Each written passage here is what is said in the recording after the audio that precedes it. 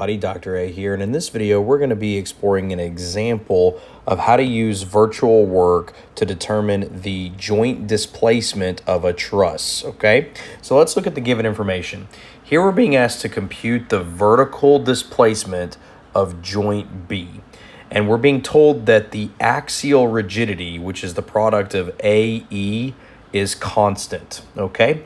Now, let's take a look at this truss. Here we have kind of a classic 3-bar truss. We have a joint A, a joint B, and a joint C. Now, the joint of interest is joint B here, okay? Now, the horizontal member BC is 8 feet long. The vertical member AC is 6 feet long. And then at the joint B, we have this applied vertical load of 150 pounds. We have an external roller at A and an external pin at C. So again, a pretty classic 3-bar truss. So if we're going to apply virtual work, what do we do? How do we get this process started? Well, if we recall our virtual work process, the first 2 steps involve drawing the virtual truss and applying method of joints to analyze that virtual truss. So let's go ahead and write that down. We're going to say step 1, and really it's like steps 1 through 3, to be honest. And that's going to be draw the virtual truss and place a unit load at B. And then we're going to use method of joints to compute the little f sub I forces, okay? Now, here's a question for you. Whenever we sketch this virtual truss, not only do we need to put that unit load at B, but what direction should we point it in? Well, remember, you place the unit load in the direction of expected displacement of that joint. So we're interested in joint B, and if you just look at the real system, this is our real system, it's obvious that joint B is going to displace downwards, okay? So when we draw our virtual truss, we're going to put a unit load at B, and we're going to aim it downwards, okay? So let's turn the page, and let's go ahead and do that together, okay? So here is the longer member, here's the shorter member, and there is that diagonal, and then we have the roller and we have the external pin here, and of course this is 6 feet, this is 8 feet, and we're gonna put this 1 pound unit load here, okay? And so again, what is this? This is our virtual truss, okay? Now, here we're going to apply method of joints to analyze this. So I'm going to go ahead and label my joints again. This is joint A. In fact, I'm going to use lowercase letters just to make sure we know what our, that we're still working with the virtual truss, okay? So here at this point, we're going to use method of joints to find the little f forces, okay? So if you remember from method of joints, what do? We're going to start at the joint that has at least 1 known force and 2 unknown. So at this point, it's just method of joints, okay? So this is 1 pound, and this is going to be, this is little f, so maybe we should label that correctly. This is little f A B. And this is little f B C. And do we know this angle? Well, yeah, kind of. I mean, we know that the side dimensions are 6 and 8 feet. So what does that form? That forms a 3, 4, 5 triangle, right? A 6, 8, 10 triangle is the same as a 3, 4, 5 triangle. Okay, so we're going to say sum of the forces in the y direction equals 0. And again, this is just method of joint. So I'm going to say -1 pound. and then minus little FAB times the sine of that interior angle. So that should just be times 3/5 equals 0. We do a little bit of rearranging and we get little FAB is negative 1.667 pounds, which really just means that that's in compression. So, you know, what that really means is this little FAB is actually pointing at the joint, okay? So just remember that from your method of joints. And then we're going to say some of the forces in the x direction equals 0. We're still working with this same free body diagram. And we're going to say minus FBC. And then we're going to say plus 1.667 pounds times the cosine of that interior angle, which is just 4/5 equals 0, okay? And then we can do some rearranging and we'll get FBC is equal to 1.333 pounds. That came out positive, which really means it's in tension, which means that FBC is pointing in the direction that we assumed. So nice little review of method of joints. Are we done yet? Almost. Where are we going to go next? Next, we're going to go to a free body diagram. I'm going to come over here. Free body diagram of joint A, little a, okay? And so when I draw that free body diagram, you know, of course, I'm going to have an AX here. I'm not really interested in AX, but I'm going to draw it there for the sake of completeness. And I'm also going to have this, let's draw that vector a little bit better for us. We're going to have FAB, which we figured out earlier is 1.667, excuse me, pounds. And then I've got little f AC here. And then, of course, do I have this slope angle? Yeah, this is still a, 3-4 slope angle. So looking at this free body diagram, okay, I apply some equilibrium equations. I really just need some of the forces in the y direction equals 0. And so here I'm going to have little f AC minus 1.667 pounds times 3/5 equals 0. Little FAC is a positive 1 pound, and that's going to be in tension. So here are my little F forces, FAB, FBC, and FAC.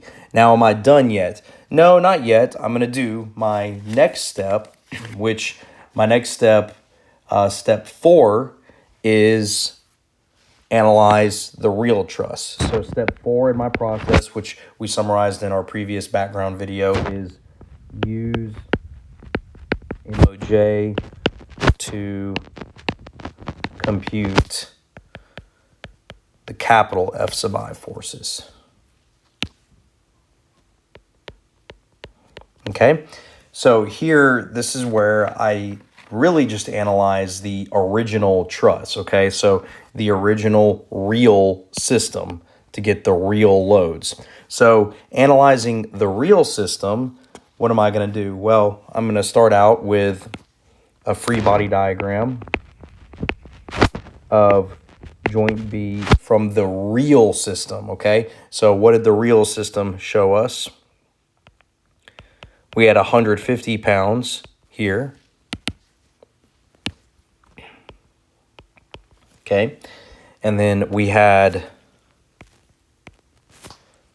capital FBC, capital FAB, and geometrically, again, we're still dealing with the real truss at this step. So this will be a 3, 4, 5 triangle, okay? And so we're going to say some of the forces in the y direction equals 0, negative 150 pounds minus FAB times 3/5 equals 0. We do a little bit of rearranging and we get FAB is a negative, let's see when we punch that through, 150 divided by 0.6. So I get negative 250 pounds, which really means that FAB is in compression. pointing at the joint. Next, I'm going to say sum of the forces in the x direction equals 0. I'm going to have minus capital FBC. And then I'm going to have a plus 250 pounds times 4/5 equals 0. And so I'm going to get FBC is equal to a positive 200 pounds, which means FBC is in fact in tension. And then finally, I'm going to move to a free body diagram of joint A. For the sake of completeness, I'm going to include capital AX here, although I don't really need it. What I really need is this capital FAC. And remember, coming into this joint, I've got capital FAB, also at a 3/4 slope.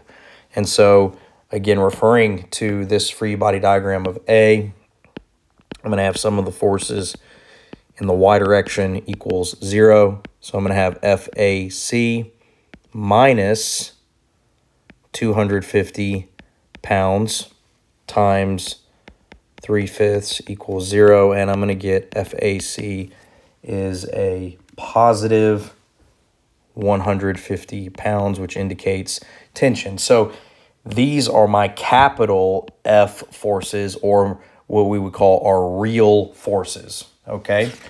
So what do I do now? Well, the last step is apply the virtual work formula. Step 5, apply virtual work formula.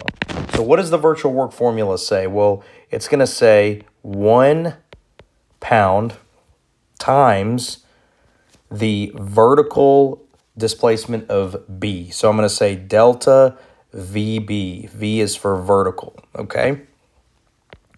And I'm going to say that equals the summation as I goes from 1 to 3 of FFL over AE sub I. Now, why did I go from 1 to 3?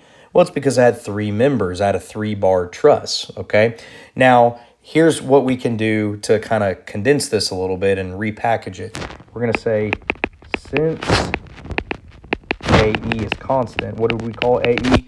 AE, this product, is called the axial rigidity. What we can do is say 1 pound times delta VB equals, and look what I can do. I can pull out the 1 over AE out in front of the summation. And then I'm going to have summation as I goes from 1 to 3 of just FFL sub I, okay? Now, I can piece all this together with the summation form right here, and that's fine, but it might be easier to keep track of if we make a table. So here's what I'm going to do. I'm going to put a little note here. I'm going to say, let's make a table to be organized. And this part is not required, okay? But it will help you kind of keep track of things a little bit more easily, all right? So here's what I'm going to do. I'm going to sketch this table, okay? And I'm going to create a column for the members. So this will be member. And we'll have member AB, member AC, and member BC. And then I'm going to have a column for the little f forces, which have units of pounds.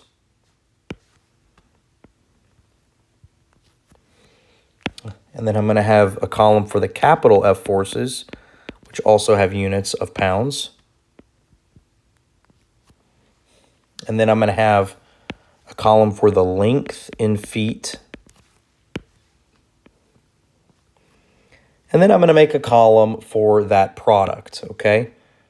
FFL.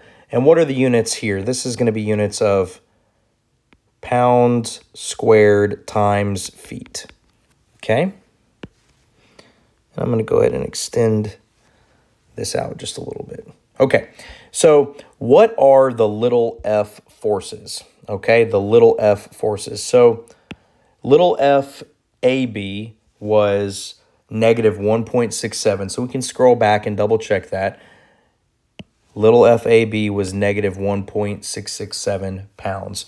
So I can put that here, negative 1.667. Now, if I do this for little AC, that's going to be a positive 1 pound.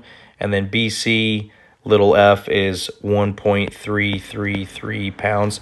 And again, if I double check that, little FBC is here, 1.33, and little FAC is 1 pound, okay? Now, if I fill in the capital F forces, okay? Capital FAB was negative 250 pounds. Capital FAC was 150 pounds. And capital FBC was 200 pounds. Okay, the lengths are 10 feet, 6 feet, and 8 feet. So AB, this 10 feet, just comes from Pythagorean theorem, okay? If you use Pythagorean theorem on 6 feet and 8 feet, you'll get 10 feet. Now, I'm going to multiply these three values together to get the last column. So I'm going to say little f times capital F times L, and that's going to give me each value in the last column. So this first value will be 4166.7. Second row will give me 900, and then the third row will be 2133.3. And again, maybe pause the video and punch this in your calculators so you make sure you get the same thing as I do. So now what do? Well, remember back on our virtual work formula here, we add up the FFL for each of the members, okay? So you add them up. That's what summation as I goes from 1 to 3 means, all right? So here's what I can do. I can say that the sum of these three values, if I just add them vertically, 1, 2, 3, add them vertically down, I get 7,200 pound squared feet, okay? Now here I'm almost done. So here I can write it out. I can say 1 pound times delta VB equals 1 over AE times that summation, I goes from 1 to 3, of FFL sub I. Well, that's just going to be 1 over AE times 7,200 pound squared feet. Am I done? Almost. I'm like 99% finished, okay? So this is pretty much it, but what I'm going to do is I'm going to cancel out this 1 pound with one of these pounds over here, okay? So I'm going to scroll to the next page, and if I write this out, I'm finally going to get delta VB equals 7,200 pound times feet divided by AE, and that's going to be a downward displacement. Now, how do I know it's downward? Well, we'll make a note of this. I'm going to make a note. I'm going to say notes, okay? I'm going to say since delta VB is positive, it is displacing in the direction of the unit load. That's the first point, okay? What about the second point? Let's do a unit check, okay? Does it make sense that this numerator has units of pounds times feet? Well, yeah. If we do a unit check, this numerator right here has units of, force times length, okay? Now, what does the denominator have units of? Well, area has units of length squared, right? And then modulus of elasticity, or Young's modulus, has units of what? It has units of force over length squared, okay? Right? Because modulus of elasticity has units of like pounds per square inch, for example, okay? So this is just a unit check to make sure this makes sense. So watch this. This length squared will cancel with this length squared. And then this force will cancel with this force. So what units does this whole value collectively have? The entire units, the unit package for this whole thing collectively should have units of length, which makes sense, okay? We can check that off. That makes sense. And again, it also makes sense that it should have units of length because this is a displacement. So if I had numerical values for A and E and I substituted them in here, I would finally get a number that has final units of length. So like feet or inches, something like that, okay? So that concludes this example. If you found this helpful, please hit like and subscribe and be on the lookout for other content like this. Thanks for watching.